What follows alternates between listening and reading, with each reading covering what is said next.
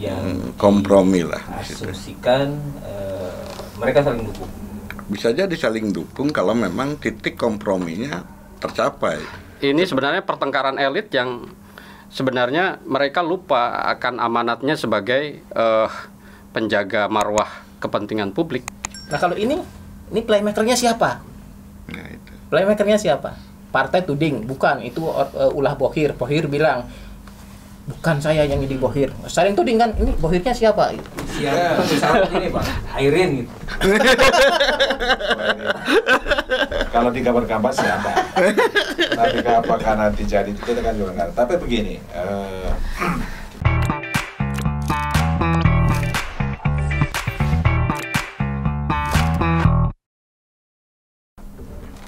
ada keniscayaan lain dalam demokrasi, yaitu perubahan.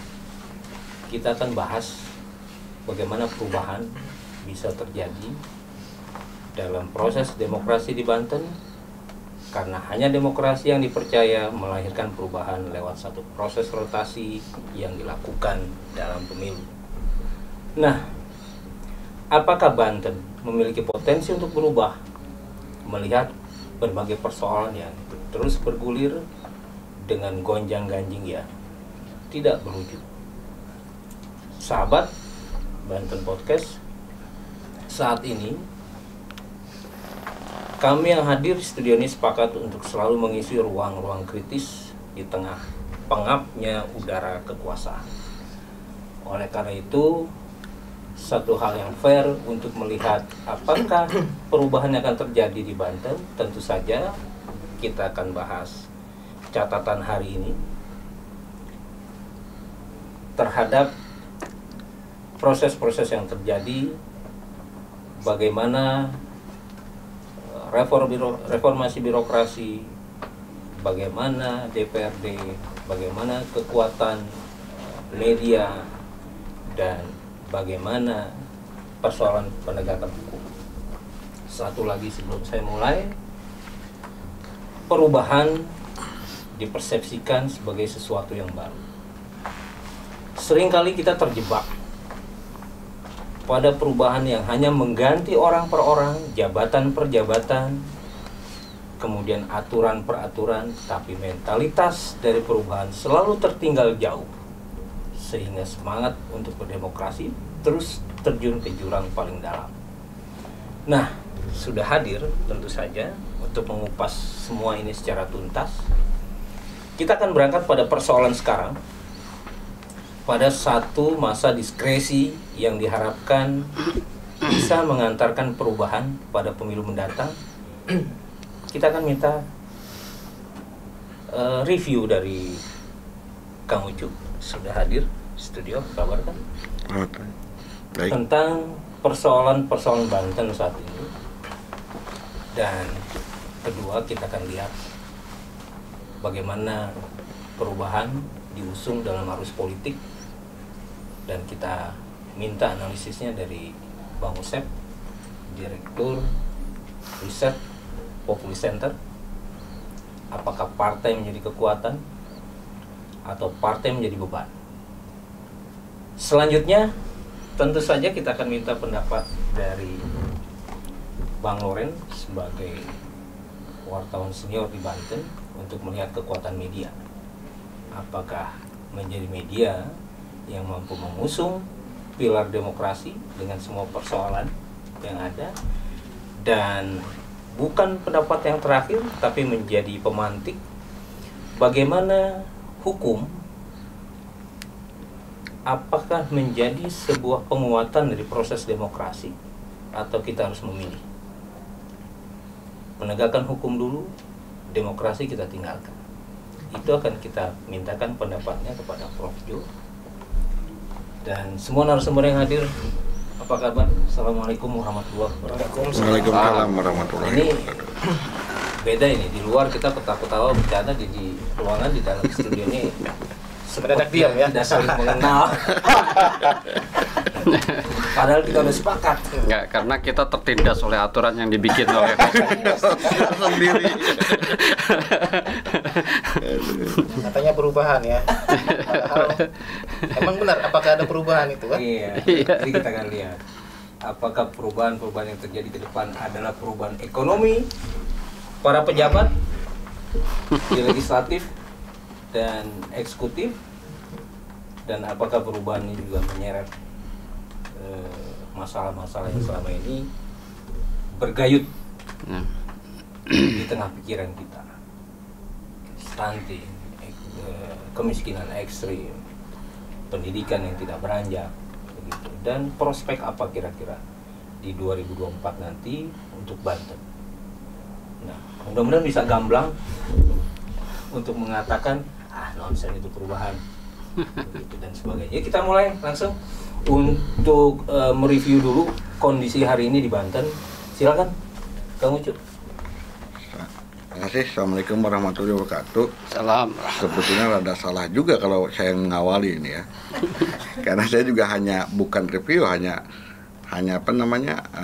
mereaksi apa yang terjadi. Tapi peristiwa di Banten sekarang seperti yang waktu akhir tahun kita prediksi, memang di Banten lagi babak pertama, karena Banten dan 5 provinsi itu pasti ada 2 babak. Ya, karena masa jabatan PJ Gubernur di 5 provinsi itu berakhir di Mei. Iya. Maka itu babak pertama. Babak pertama bagaimana si penguasa ini, apakah dia bisa melanjutkan atau tidak, itu ributnya di situ. Tapi di situ juga sudah starting bagaimana para politisi untuk bisa ikut aktif lagi di 2024. Sudah memulai namanya mencari logistik untuk pemilu. Nah, di sini bergainnya kelihatan. Jadi antara PJ dengan politisi itu sudah coba saling mengamankan ini. Ada permainan-permainan tadi. Mungkin kata penguasa, ya saya perlu untuk sampai bisa lanjut ya pada politikus juga. Ya saya juga perlu nanti 2024 Kak. Ini kelihatannya ada ini babak sampai Mei ini persoalan-persoalan itu timbul dari persoalan itu. Makanya bisa kelihatan banyak persoalan penting yang menurut masyarakat penting, seperti misalnya banyaknya PLT, kemudian masalah perda SOTK yang masih menggantung, lalu kemudian terakhir ini ada SE yang menghol 400 miliaran lebih.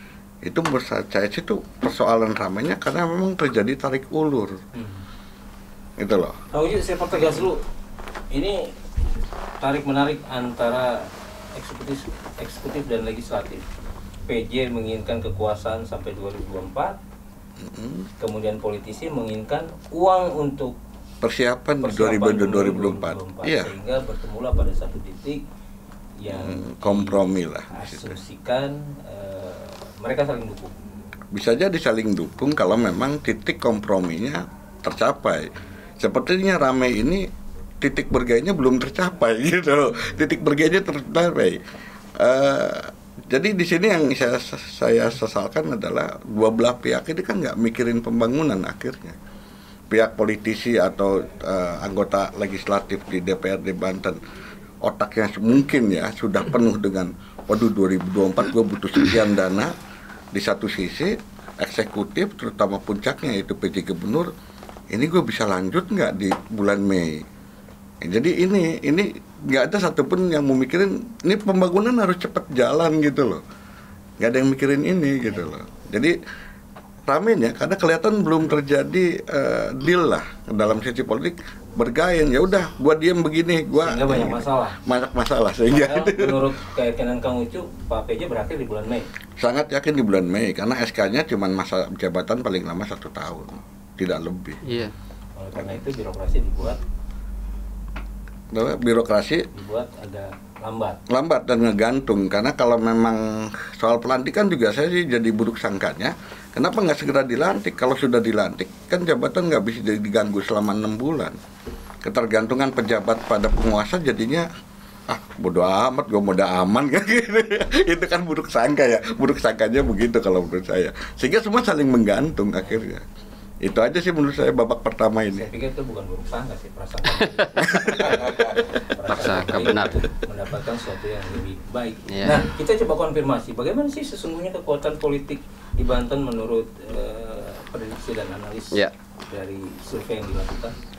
Ya, saya kira saya mau mulai dengan Assalamualaikum warahmatullahi wabarakatuh. Biar agak bagus. Jadi, sebenarnya praktek politik di Banten mungkin tidak hanya di Banten juga. Sebenarnya agak umum di beberapa tempat ini praktek politik yang definisi politik yang paling purba gitu. Who get what and how gitu. Siapa mendapat apa dan bagaimana. Jadi iya, ini sebenarnya pertengkaran elit yang sebenarnya mereka lupa akan amanatnya sebagai penjaga marwah kepentingan publik. Jadi mereka tidak bisa membedakan antara kepentingan publik dan kepentingan privat. Kepentingan privat itu lebih dominan kepentingan pribadi kalau dengar Kang Ucu, dan itu saya kira terlihat gitu. Jadi politiknya itu juga paling sarkas gitu. Siapa mendapatkan apa? Jadi pura-pura membicarakan persoalan rakyat gitu, padahal sebenarnya enggak gitu. Jadi terlihat sebenarnya dari gonjang-ganjing. Sebenarnya pemantik, mungkin kalau saya boleh ya memuji sedikit, Ali ini sudah berusaha untuk Pak PJ ini ya, berusaha untuk memberikan memantik ya perubahan gitu, apapun yang terjadi. Apakah perubahan itu perlu dikritisi akan mengarah ke arah yang lebih buruk atau ke arah lebih baik. Tapi ini satu upaya yang berani menurut saya. Tapi responnya itu juga tidak dewasa persoalannya. Jadi semua akhirnya kepentingannya misalnya membicarakan tentang SE ya, perampingan dan lain sebagainya, SOTK itu.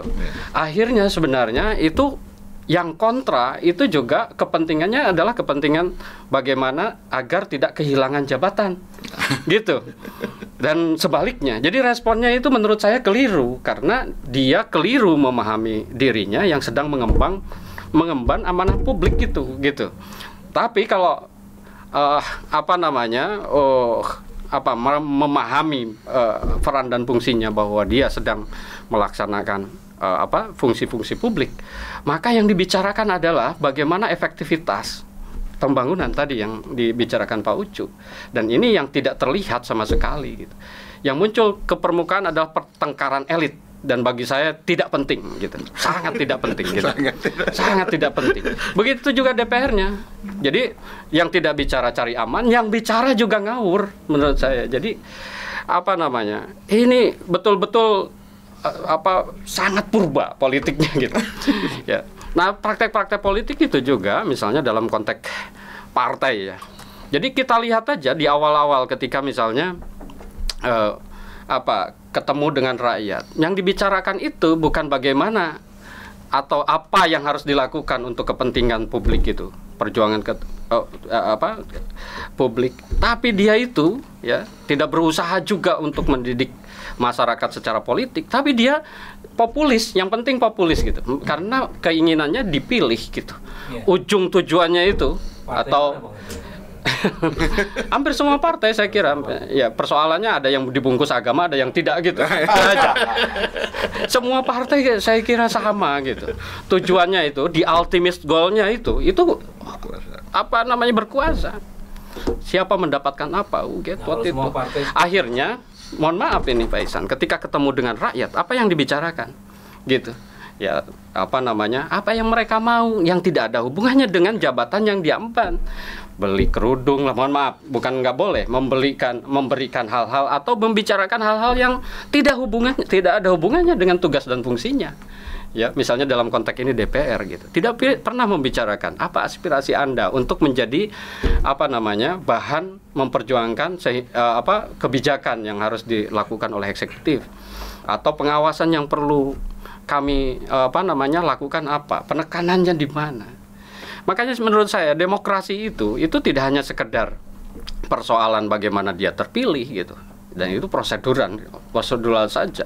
Tapi di dalamnya juga ada kesadaran-kesadaran bahwa ini adalah instrumen untuk meraih satu tujuan yang lebih mulia lagi, itu kepentingan publik. Di situ ada keadilan, ada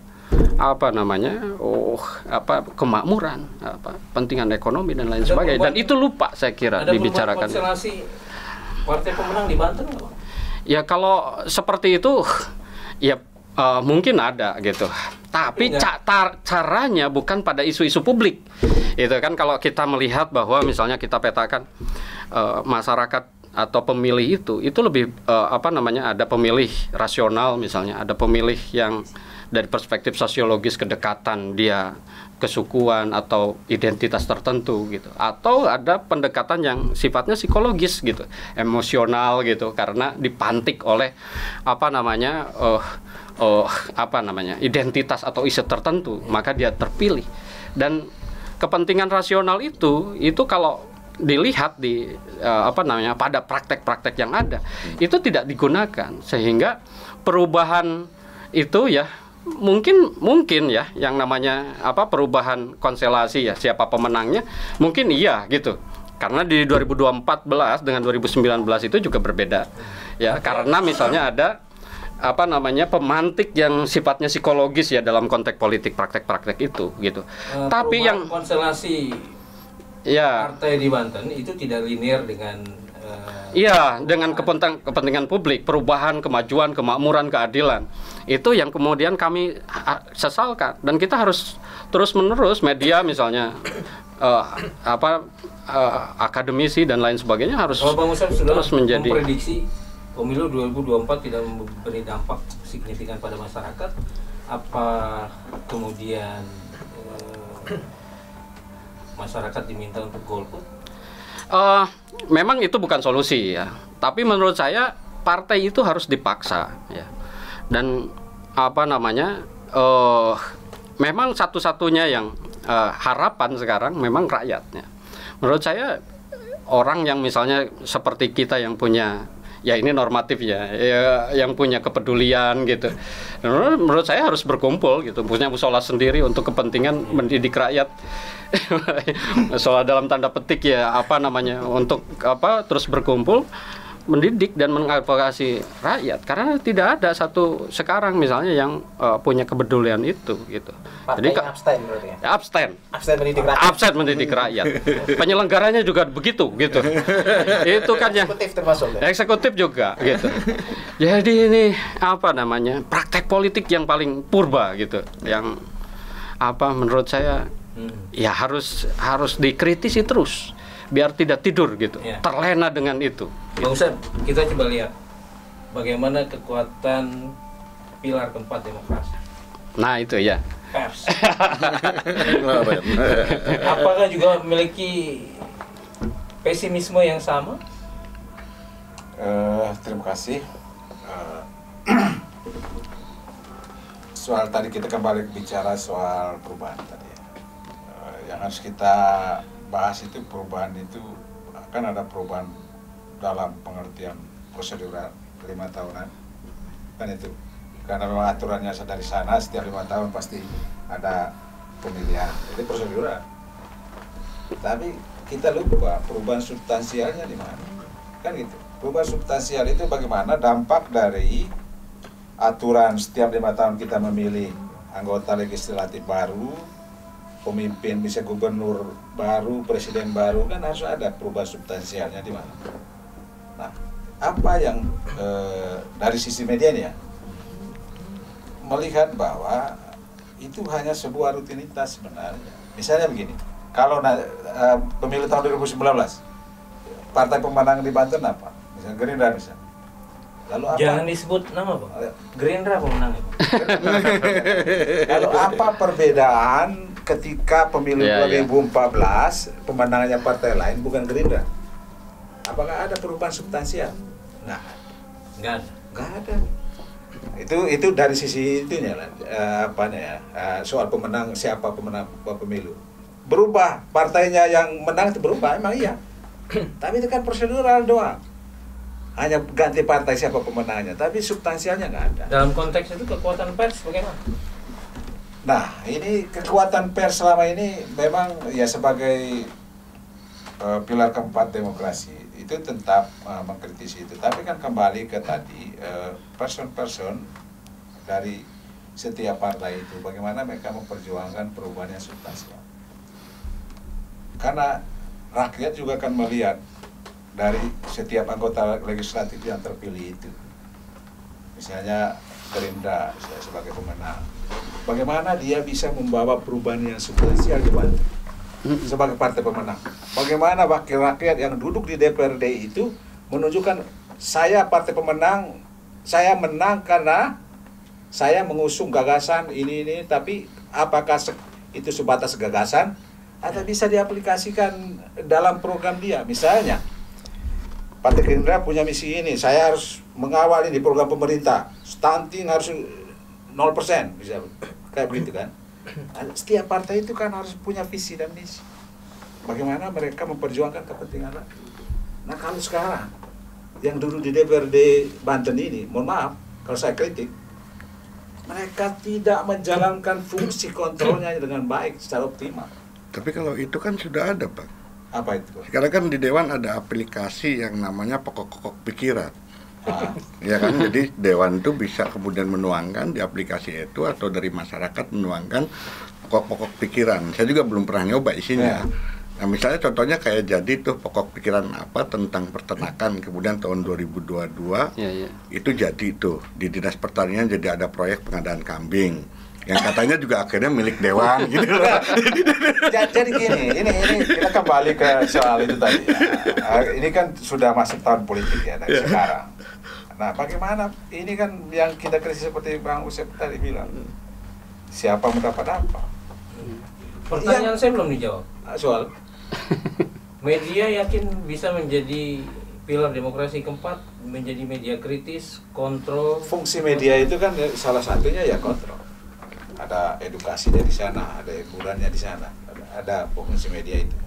Tapi kan praktek selama ini fungsi walaupun media itu gonggong, contohnya sekarang mana mereka cuek aja. Kita kritis yang kegaduhannya sekarang yang di Banten ini, apakah anggota DPRD respons dengan hal itu? Itu kan tanggung jawab mereka juga sebenarnya, bukan hanya tanggung jawab media. Begitu media mengangkat sebuah isu, seharusnya mereka kaji dong. Atau boleh bertanya juga, atau media ini mengalami penurunan kualitas dalam hal menjadi pilar keempat? Kalau soal itu memang begini. Kalau soal itu kita belum buat kajian. Apakah ada contoh ini kita ngangkat sebuah isu. Ada respon nggak dari Dewan sebagai wakil rakyat? Ya. Seharusnya kan setiap isu itu dia harus ini terkait kepentingan publik bukan? Ini terkait kepentingan. Kalau dia itu kepentingan publik, seharusnya dia cepat tanggap dong. Ya. Kan gitu. Karena dia kan wakil rakyat. Oke. Gitu. Kalau saya dia bukan itu wakil rakyat, Pak. Wakil partai. Wakil partai. Wakil keluarga masing-masing. Nah, itu menjadi persoalan. Jadi apa namanya? Kita ke Prof Jo dulu. Prof, bagaimana menanggapi pilar demokrasi yang semakin runtuh, tapi pilar demokrasi kelima makin menguat? Apa itu? Netizen. Uang. Monetization. Nah, bagaimana sorotan Prof Jo terhadap penguatan persoalan tadi pada perspektif hukum? Oke, ini profnya provokator ya. Saya garis bawahi dulu gini. Kalau cerita tentang perubahan dalam tema awal yang tadi disampaikan host, nah, Banten ini sudah mengalami perubahan yang sangat signifikan. Dari daerah yang dipimpin oleh dan melalui hasil election, eleksi, menjadi daerah yang dipimpin dalam kepanjangantanganan pemerintah pusat. Ini perubahan yang drastis. Nah, didukung oleh sahabat A. Itu adalah orang yang ditempatkan atau orang yang berhasil berebut penempatan. Ya, ditempatkan atau dia berhasil mengambil alih penempatan. Itu. Perubahan ini kemudian diikuti lagi dengan, kalau dalam bahasa kerennya itu detonomong de popoa ya, artinya ada sesuatu yang semestinya nggak digunakan tapi dia gunakan secara berlebih. Iya, iya. Ya boleh disederhanakan penyalahgunaan kewenangan ya, tetapi itu terlalu terbatas ya. Bagaimana pemerintahan pusat yang ada di Banten ini kemudian tadi berusaha untuk mendemobilisasi ya, untuk membonsai kepiawaian birokrasi dengan politik birokrasi, politik ASN. Eselon 2 dimainkan, eselon 3 dimainkan. Sehingga persoalan-persoalan yang tadi disampaikan itu menjadi tidak bisa tereksekusi. Uang rakyat tidak tereksekusi. Kenapa? Ini menjadi ruang yang dilakukan depolitisasi. Jadi perubahan Banten sudah berlangsung dan terjadi. Jika pertanyaannya apakah ini bisa diurai, kita balik lagi ke persoalan problem politik tadi. Di problem politik ini, partai semestinya begitu melihat ada arah perubahan pemerintahan Banten sebagai kepanjang tanganan pusat yang bergerak secara mandiri, ini orang legislatif mestinya langsung ngeh ini. Oh, nggak bisa nih begini. Oke, bahwa diangkat oleh presiden itu merupakan keniscayaan karena ada undang-undang. Tetapi ketika ia sudah duduk di kursi itu, maka Anda adalah mitra kami legislatif. Kan begitu. Dalam proses kemitraan ini, lakukan rebuttal. Apa yang mereka susun? Anda walaupun eksekutif ditempatkan oleh pemerintah pusat, bicara tentang anggaran dengan kami rakyat. Ya, representasi rakyat. Diulas di situ, dipertahankan. Nah, kalau tidak ada perlawanan atau penyeimbang dari legislatif, ini menandakan bahwa telah ada perubahan yang sangat gradual mendasar pada pemerintahan Banten, bahwa legislator akan berubah menjadi orang-orang yang mengamini eksekutif dan keputusan dari pemerintah pusat. Back ke zaman Orba ya. Lebih parah. Gitu. Kalau di zaman Orba ada sentralitas yang dia bisa diakses. Ada sentralitas, ada Partai Golkar tunggal ya bisa mengakses. Nah, kalau ini playmakernya siapa?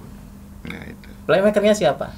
Partai tuding, bukan, itu ulah Bohir. Bohir bilang, bukan saya yang jadi Bohir. Saling tuding kan, ini Bohirnya siapa? Nah, bagaimana proses hukum mengantisipasi dan beradaptasi dengan? Tidak ada Perubahan itu? Tidak ada. Maksudnya di wilayah ini karena Detomong de Papua itu ini tidak bisa kemudian dihentikan. Ini proses hukumnya begini. Kenapa? Karena ini wilayah politik dan hukum di wilayah itu ia tidak berdaya. Oke. Saya coba meramu dari forum pesimisme. Betapa catatan dari Kang Ucu begitu mengkhawatirkan atas perubahan ke depan, juga dari Bang Yusef bahwa ada partai nggak ada partai sama, ada dewan nggak ada dewan sama. Nah, kemudian juga dari Bang Loren, media ditinggal oleh kekuasaan sebagai sebuah fungsi kontrol, dan budaya hukum untuk menegakkan sebuah substansi dari proses demokrasi juga begitu lemah. Pertanyaan saya satu, apa sih akar persoalan? Apa dosa yang sudah dilakukan sehingga begitu menjelimet untuk memotret sebuah perubahan yang lebih baik? Siapa yang ingin? Kan tadi saya sampaikan Banten sudah berubah. Berubah itu. Jadi kalau misalkan pertanyaan berubah lebih baik, baik ini dalam konsepsi seperti mana? Kalau misalkan baik dalam konsepsi yang tadi disampaikan itu partai, ya berarti partai itu yang memanen kan, yang memanen situasi seperti ini. Kenapa? Karena dengan saya diam, legislatif diam, saya aspirasi-aspirasi yang saya sosorkan ke eksekutif semuanya akan di-ACC. Itu. Ya. Eksekutif akan mengamini apa yang diinginkan oleh legislator. Oke, perubahan dalam tanda kutip bahwa perubahan itu menjadi sebuah jalan untuk mengurangi ketimpangan, kemudian menjembatani persoalan-persoalan masyarakat. Artinya kan ini masih jadi perdebatan. Nah, kita kembali ingin menawarkan dosa, ingin menawarkan sebuah kesalahan yang mungkin fatalistik yang dilakukan oleh para elit dan pemimpin kita. Sebenarnya begini ya, apa namanya, terkait apa ya tadi apa sih sampai dasarnya sampai terjadi seperti itu. Sebenarnya ini bukan hanya situasi di Banten ya, kalau soal kayak gitu, ini situasi politik secara umum. Bagaimana sekarang menjamurnya banyak partai politik dengan tagline yang bermacam-macam. Ya walaupun kita tahu bahwa dalam prakteknya tagline itu tidak berjalan, gitu kan. Nah, mereka ini kan mengusung bagaimana mereka mendesain sebuah pencitraan yang untuk menarik simpati rakyat. Dan itu konteksnya hanya saat pemilu, menjelang pemilu. Setelah pemilu mereka terpilih, kan mereka berpikir yang lain, bagaimana menutupi mengejar tadi kos yang sudah dikeluarkan. Dan itu artinya nanti kita akan melebar ke berbicara soal sistem pemilu proporsional terbuka, tertutup dan lain-lain. Artinya ini kita nanti bias kemana-mana nih. Saya ingin menekankan dulu ya. Maksud Bang Loren, ketika mereka terpilih menjadi legislatif, maka pertama yang akan dilakukan adalah menggadaikan SK ke Bank. Gitu Bang. Kos yang mereka keluarkan selama sebelum mereka terpilih itu Masa kampanye. iya, bagaimana mereka bisa kos itu bisa kembali. Jadi Bang Loren yang mengatakan, Hah? dosa politik atas perubahan yang Dosa terjadi, politik nasional ini bukan partai, politisi, iya. dan pemilu yang tidak jelas. Ini karena sistem Yang politik nggak kita, baru jawab. sistem politik kita yang menciptakan ya fakta seperti itu. Jadi setiap orang yang mau jadi caleg sekarang, minimal dia punya duit miliaran. Jangankan untuk konteks DPR RI, konteks DPRD Kota Serang aja berapa miliar yang dia harus siapkan. Terus pertanyaannya, dari mana nanti duit itu bisa kembali modalnya? Bukankah nanti dia akan menghalalkan segala cara ketika dia terpilih? Tapi memang terbukti sih Bang, di laporan LHKPN itu yang untuk anggota Dewan DPRD Banten itu dari 83 data yang saya ambil dari LHKPN itu ya sekitar 70 lebih itu punya hutang. 70 lebih. 70 lebih anggota dari 83 data itu 70 lebih dia punya hutang. Datanya rata-rata hutangnya berapa Bang? Kalau di rata-rata itu hutang sekitar 1 miliar.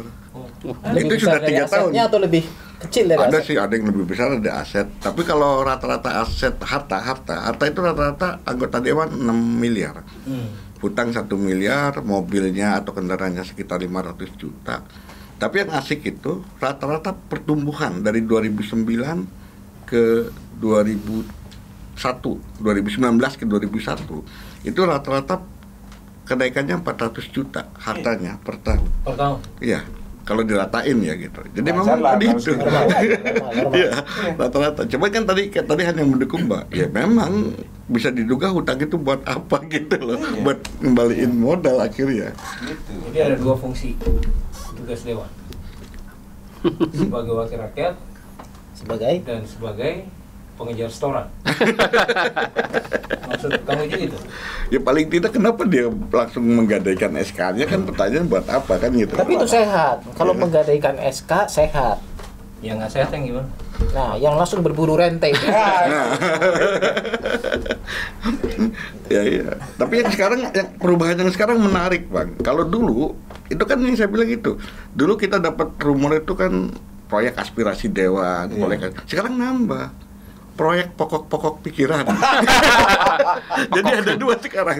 Pokir itu. Iya, pokir itu. Pokok-pokok. Jadi ada proyek aspirasi dewan sekarang yang berada di dinas-dinas itu, ada proyek aspirasi dewan dan ada proyek pokir yang oleh beberapa dinas ini milik dewan juga.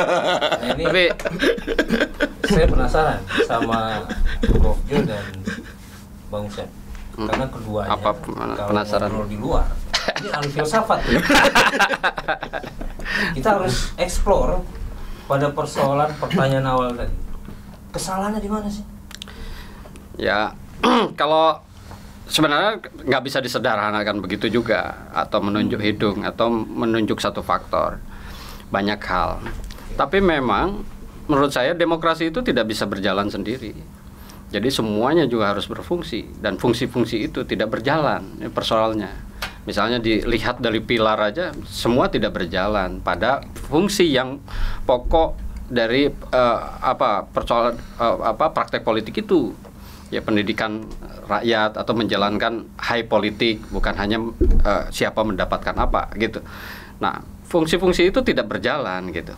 Jadi semuanya juga, misalnya kita menyalahkan partai itu juga tidak bisa pure begitu, karena partai itu juga tentu mereka punya kepentingan sendiri yang mereka bagaimana sekuat tenaga memakai semua cara untuk menang gitu.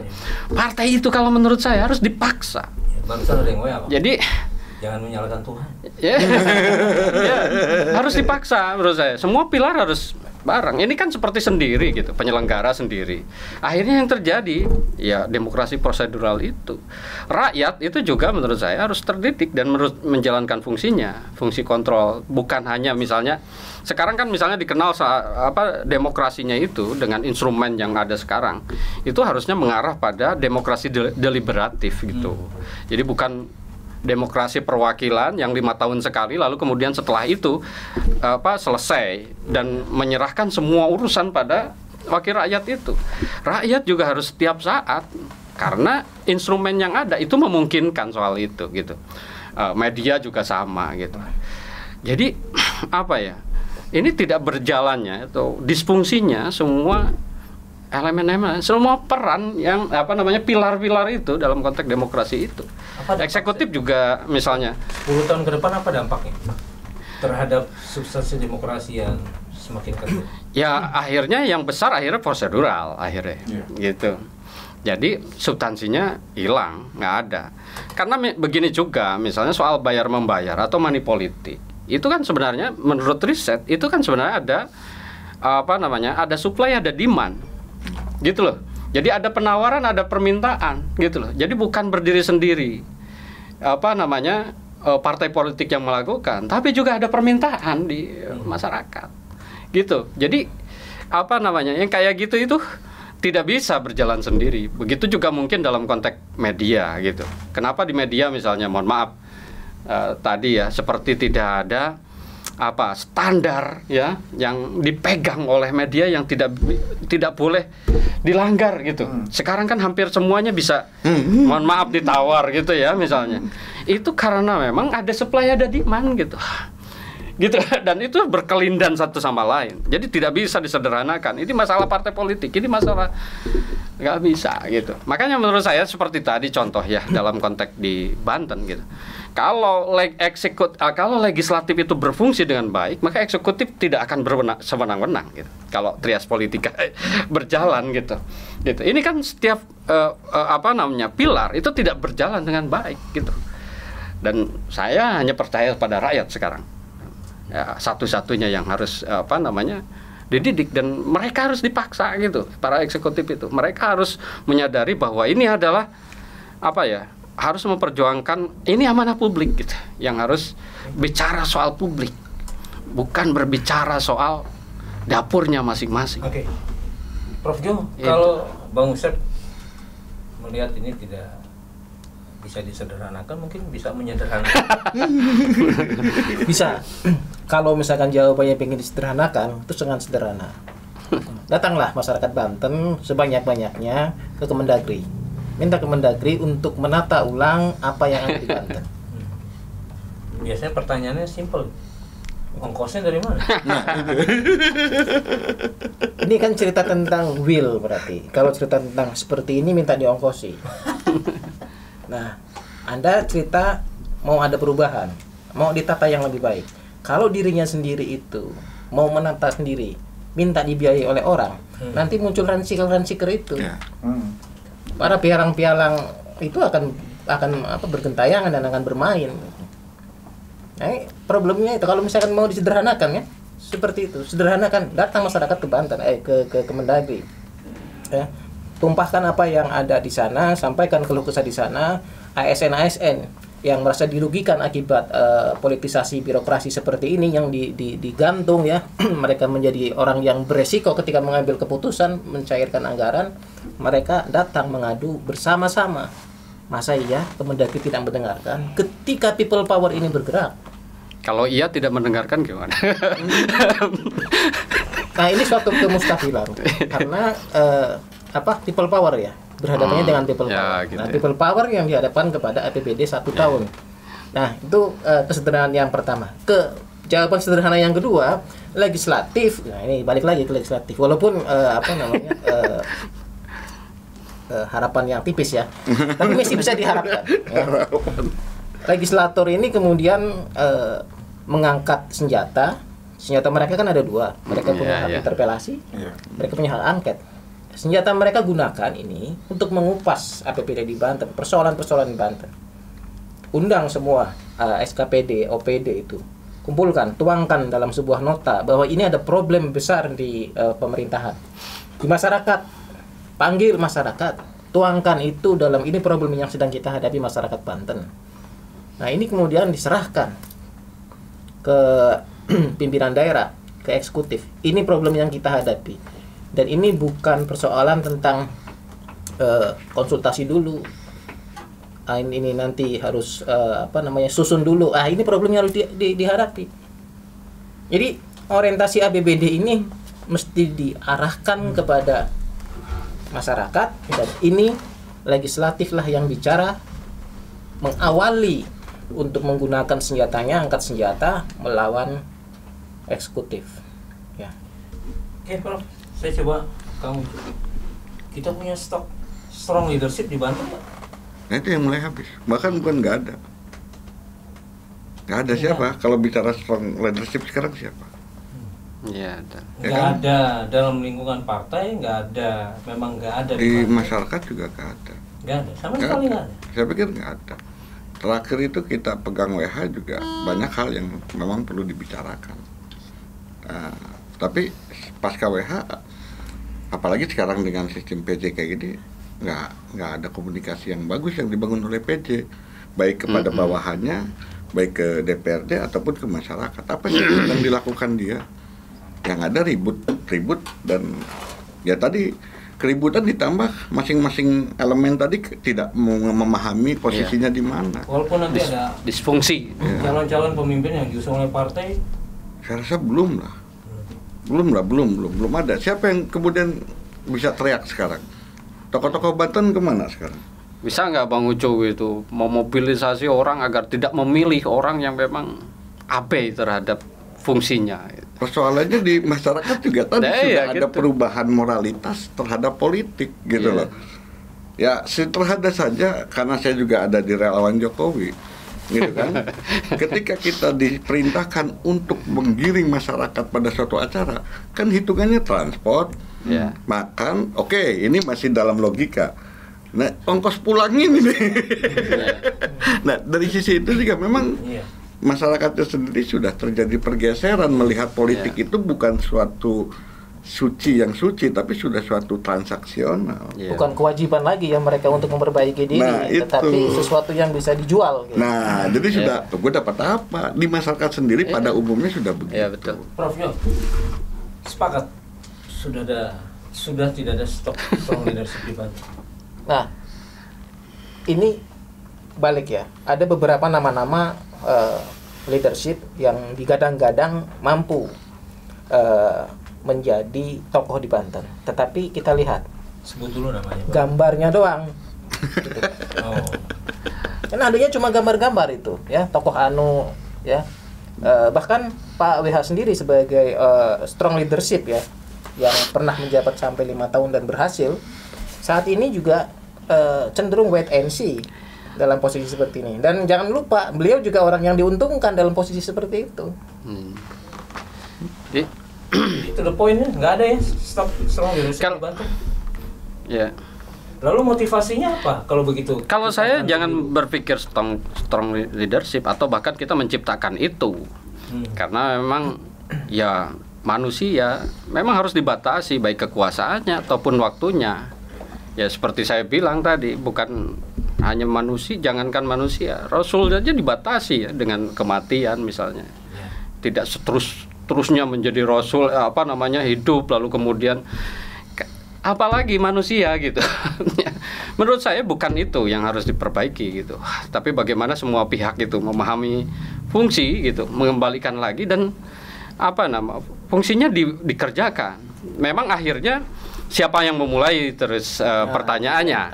Gitu loh ya. Misalnya kewajiban untuk pendidikan politik itu misalnya berada juga di di penyelenggara, di pemerintahan, di di partai politik. Bang Sep, ada apa sih dengan penyelenggara?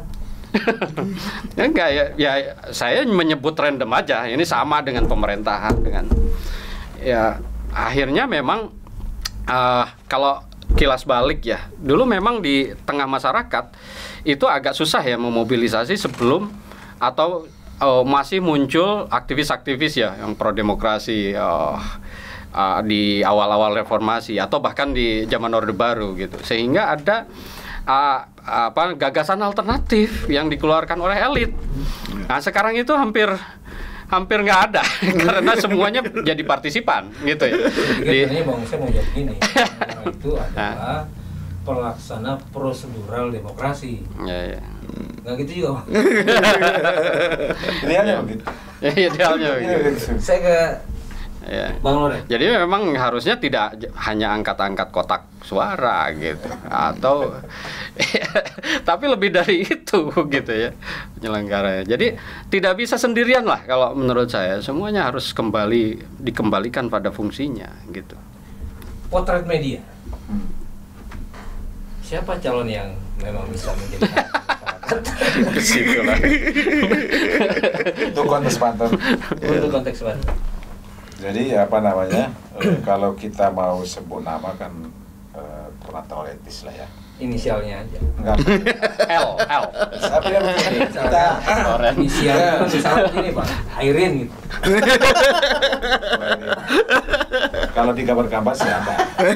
Tapi apakah nanti jadi itu kita kan juga nggak. Tapi begini, kita kembali ke partai-partai yang melahirkan pemimpin itu. Proses seleksi di mereka juga kan harus benar. Bagaimana memilih kader mereka yang terbaik untuk diajukan untuk ikut suksesi pemilihan pemimpin itu. Saya pikir kembali ke partai, peran partai sangat penting di sini. Karena ya secara prosedural, secara regulasi memang dari mereka lah lahir pemimpin-pemimpin itu. Iya, kalau pengkaderan di mereka tidak benar, ya dampaknya juga nanti pemimpin itu. Misalnya kan kalau mereka mengusung orang hanya karena popularitas, nah itu juga menurut saya agak keliru. Tapi kan kebanyakan yang seperti itu. Kalau tadi ya demokrasi yang substantif tadi itu, mereka harus pilih benar-benar orang yang berkualitas. Politik yang ada kan politik gagasan. Itu kan gagasan sehingga orang-orang pemimpin yang terpilih tadi itu ya muncul itu jiwa tadi itu strong leadership itu. Berarti abang bener dong, Airin kan nggak paling populer, kalah mandi.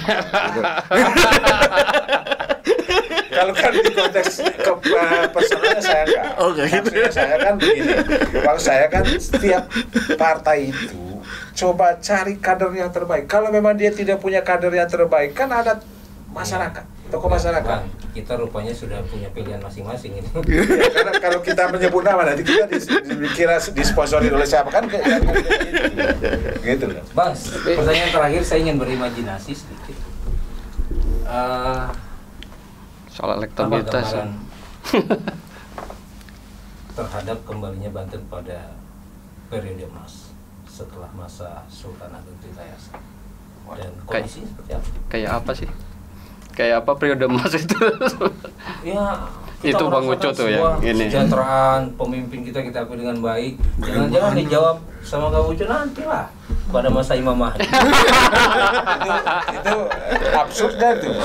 Absurd itu. Sebagai sebuah diskusi Utopia mencoba kolektif ya.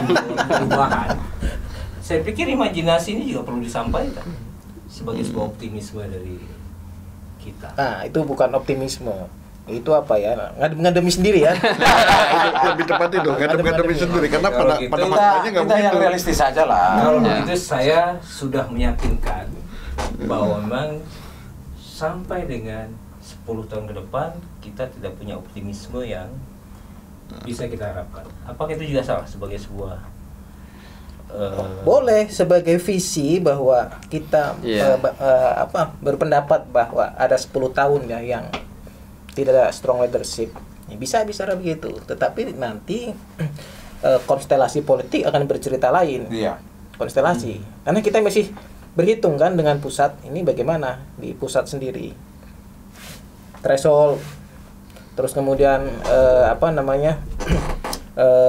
koalisi tetap, koalisi permanen, masih ada hal-hal yang harus digantung Ada di pusat. dinamika. dan konstelasi perubahan politik ketika para ikon politik nasional sudah juga meninggalkan gelanggang. Tapi gini, kita tidak boleh juga meracuni masyarakat dengan pemikiran yang bernuansa pesimistis. Enggak. Di Banten ini pasti ada orang yang mampu, tapi mungkin dia belum nongol, gitu loh. Artinya kita masih punya harapan. Ada mungkin orang-orang yang selama ini tidak Contoh, tidak muncul ke publik, tapi dia mampu. Hanya mungkin partai-partai ini belum nyampe ke sana. Ini cara berpikirnya, Nah, kan itu gitu. sepakat. Nah, proses seleksi itulah yang maksud saya bilang tadi. Jangan hanya fokus ke kader partai.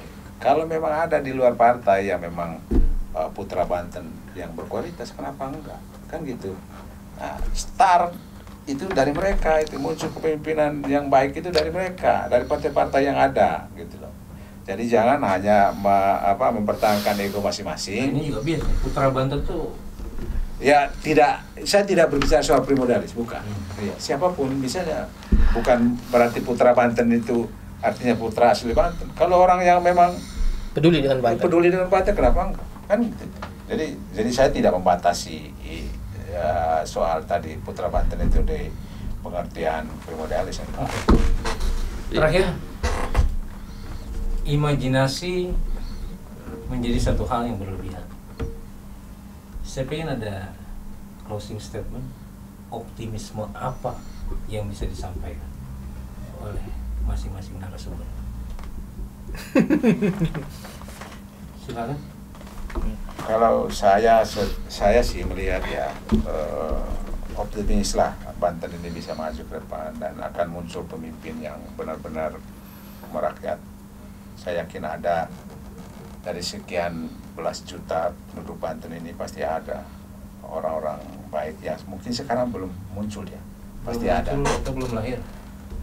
Ya, bisa aja suatu saat Jokowi misalnya kan, siapa yang menduga Jokowi bisa jadi presiden? Ya kan, seperti itu. Saya pikir di daerah-daerah juga ada tokoh-tokoh yang nanti lahir, yang mungkin sekarang belum muncul, tiba-tiba nanti di menjelang pilgub serentak ada orang baru yang muncul yang kita nggak pernah duga sebelumnya kan. Siapa tahu ini kan optimisme Iya, iya. kita. Konsep Gitu. Ratu Ada Adil imajinasi katanya ya. Ini kan dia mendorong kita Imajinasi ya. berimajinasi kan. Ini saya berimajinasi juga. Apa? Bang Usep, Apa pertanyaannya? closing statement optimisme yang bisa dibangun. Ya selama hidup ya harus optimis lah kalau apa ya? Kalau menurut saya mengembalikan masing-masing menyadari fungsinya itu. Misalnya dalam konteks partai politik, saya kira salah satu fungsinya kan misalnya melahirkan calon-calon pemimpin ya yang punya kualitas. Saya kira kalau dicari itu juga misalnya, atau dibikin sistem rekrutmennya yang bagus, saya kira juga ada ya. Dilihat dari modal sosial yang kita punya, saya kira. Jadi kalau di Banten itu kan modal budaya, kultur dan lain sebagainya, lalu kemudian orang gitu, sumber daya, saya kira juga tidak kurang gitu. Cuman kan persoalannya apakah mau menciptakan sistem itu atau tidak gitu. Masyarakat juga demikian. Jadi kalau menurut saya ya semua elemen itu, semua pilar itu juga harus ada standar yang memikirkan nasib kita secara keseluruhan untuk kepentingan ke depan gitu ya. Misalnya tidak egois ya untuk kepentingan masing-masing. Yaitu tadi mungkin ada hal-hal yang tidak bisa dicegah ya dengan sistem yang seperti itu. Seperti ini ya, misalnya soal bagaimana meraih popularitas, mendapatkan suara. Tapi ada hal-hal yang dasar yang semuanya kita concern di itu. Ya, misalnya kalau dalam bahasa Jawa itu ngono ya ngono, tapi ya ojo ngono gitu. Jadi ya mungkin kita tidak punya optimisme atau semua lini sudah tidak bisa diharapkan karena perilaku-perilaku yang buruk, yang membunuh kepentingan publik ya, tidak terciptanya demokrasi yang substansial. Tapi ada hal-hal yang menurut saya setiap elemen itu masih menjaganya gitu. Mana misalnya bisa memilah ya dalam konteks partai politik misalnya. Mana kepentingan atau mana pelanggaran ya yang sifatnya bersifat sistemik ya dampaknya, mana yang ya ini tidak sistemik. Jadi yang sifatnya sistemik kayak politik uang, lalu kemudian merusak sistem, menurut saya kita masing-masing itu menahan agar tidak itu. Begitu juga di masyarakat. Nah kalau itu saya kira optimisme masih ada kalau itu terus dibangun. Saya kira ya dari di masyarakat ya mungkin kita tidak bisa menggebyauya ya, atau mempukul rata semuanya berperilaku gitu generalisir. Tapi ada potensi-potensi juga perlawanan kritis, tapi ya belum tersistematisasi dengan baik gitu. Jadi saya percaya di semua pilar kalau ngomong demokrasi itu juga ada orang-orang baik, ada pemikiran-pemikiran bagus yang mungkin bisa dikembangkan. Cuman memang dan belum muncul menurut Bang. Iya, itu tunggu momentumnya aja. Menurut saya di satu saat tidak menurut saya tidak akan ada ujungnya lah saya kira itu. Okay. Saya kira begitu. Prof Jo, closing statement. Kembalikan rakyat itu untuk menyerahkan kepemimpinan kepada hikmat permusyawaratan.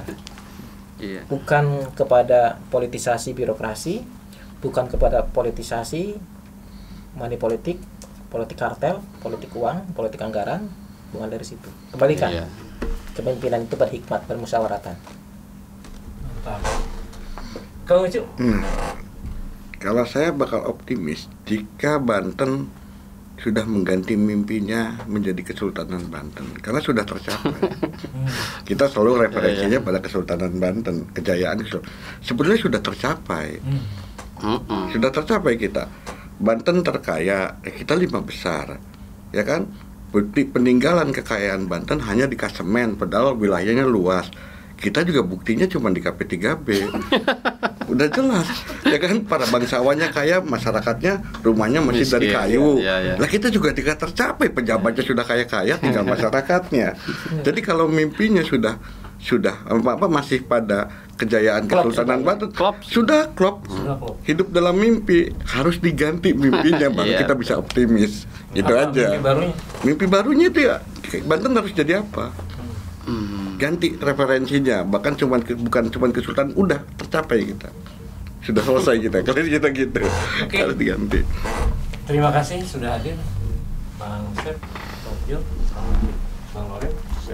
Mudah-mudahan ini bukan perbincangan terakhir, karena kita akan terus mengawal sebuah perubahan dalam demokrasi, dan sahabat Banten Podcast segera bersikap untuk perubahan yang lebih baik. Assalamualaikum warahmatullahi wabarakatuh. Salam. Waalaikumsalam.